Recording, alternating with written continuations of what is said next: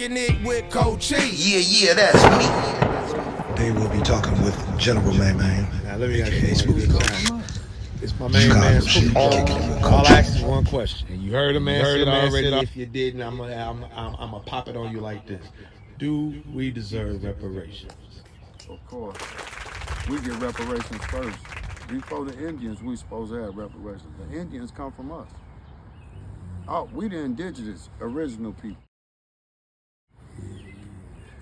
They come from us. How they getting reparations before us? And then the Ukrainians coming over here, they getting $2,000 in disability. We getting $1,000.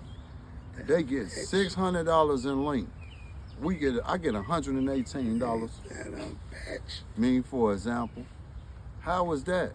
And they just coming over here, and they getting way more than us. With hatred for us in their heart. How is that? With hatred from us, and then they plant them all around the Mexican.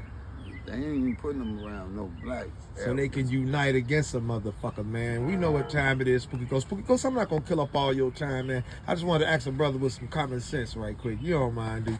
Give me a pound, brother. Spooky. We supposed to get reparations first. First.